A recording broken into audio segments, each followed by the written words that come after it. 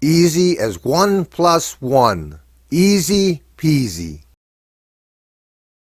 Neil Brownell, the crazy inventor. I'm so positive that I can prove to you that you are amazing that I put it in writing. You're amazing, and I will prove it. In the last few videos, I was talking about science and God and how science has proven that God exists, that they've proven that there's other dimensions, and they've proven that through string theory that the golden rule applies, and that is do unto others as you wish done to yourself, do no harm. Any way you want to say it, that's what it is. Our goal is to help as many spirits raise their level, vibrational level, to raise that, and with that, we raise our own. And the only thing that we're taking with us when we leave this dimension and enter into the dimension that we came from is how we treated spirits.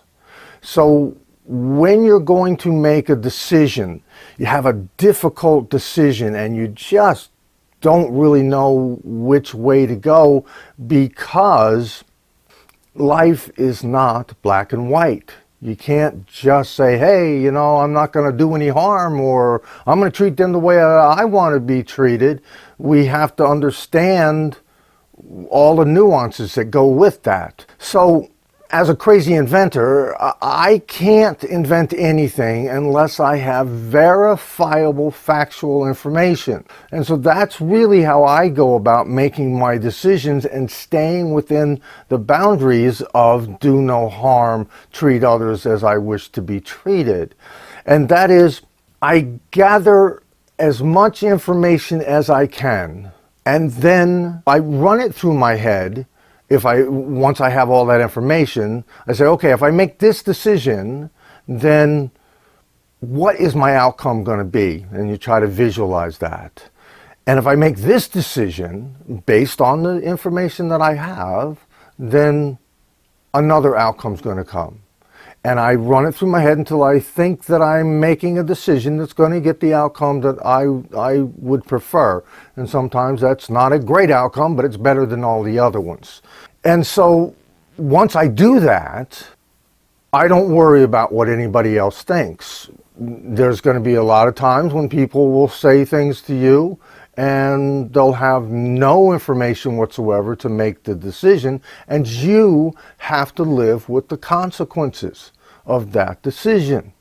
And if in the future you find out some more information which makes the first decision wrong, then intellectually and inventive wise, I have to change my mind.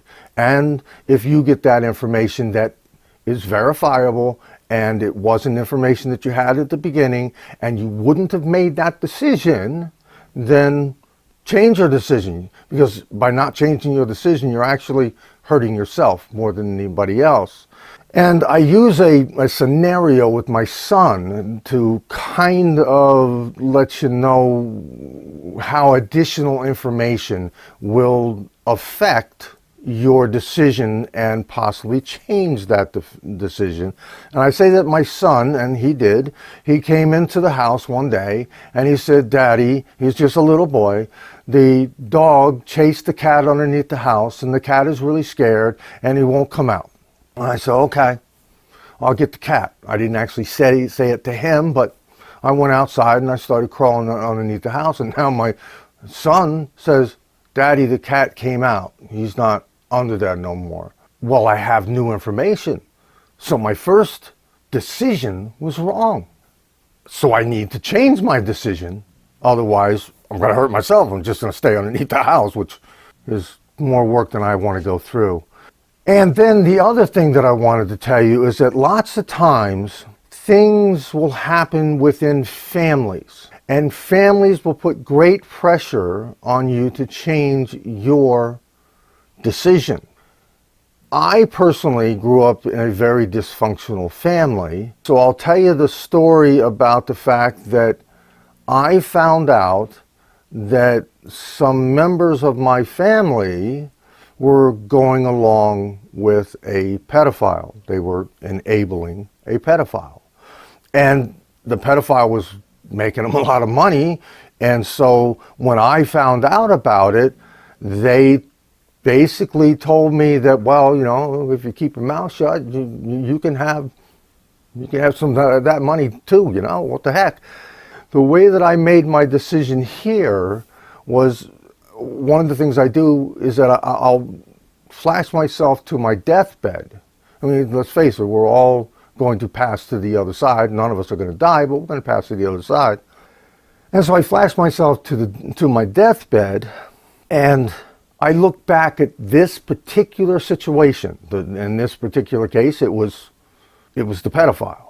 And I say to myself, looking at this moment in my life, from my deathbed, what decision do I want to see me make?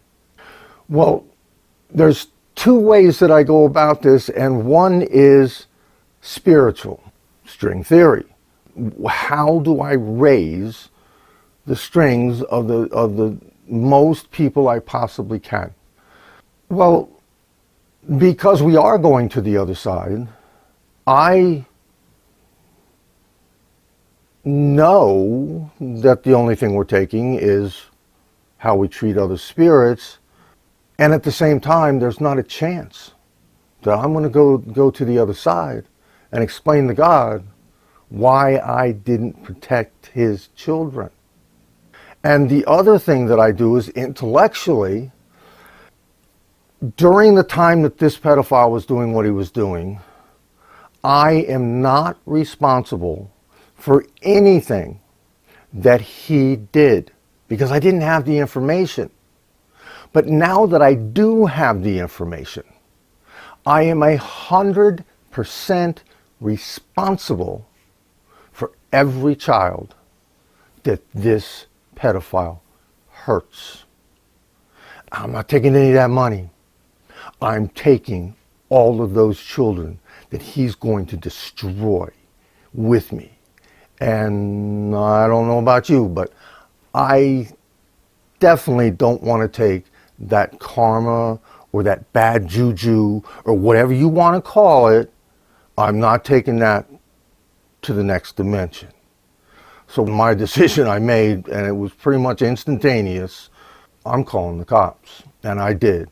I called the police, and they were able to get enough information against this pedophile because of how quickly I got a hold of them after I found out there was evidence that would have been destroyed. And we were able to put this pedophile in prison where they belong. Then I literally divorced myself from the family members that were part of this. If you won't stand up for a child, you won't stand up for anybody. And there were other members of the community that knew, friends knew that what was going on. And I have received over the last 25 plus years since I found this out that I was in the wrong to make the decision that I made. And this really comes up mostly when one of those family members passes, and I just let them know it's my decision. It's not your decision. I have to live with the consequences, which you will have to live with any consequence of any decision you make. And you got to know that there is repercussions for everything that you do. Every decision you make will lead to an outcome. So always say to yourself, if I do this, well, I might wind up in prison. And that's a whole nother story. But you are amazing.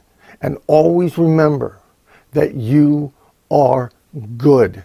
And I hope that insight into how I go about making my decisions, and I will not change my decision unless somebody gives me factual information that will change it.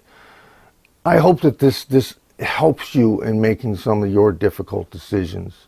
Neil Brownell, the crazy inventor, you are amazing. and I'll prove it to you. I put it in writing.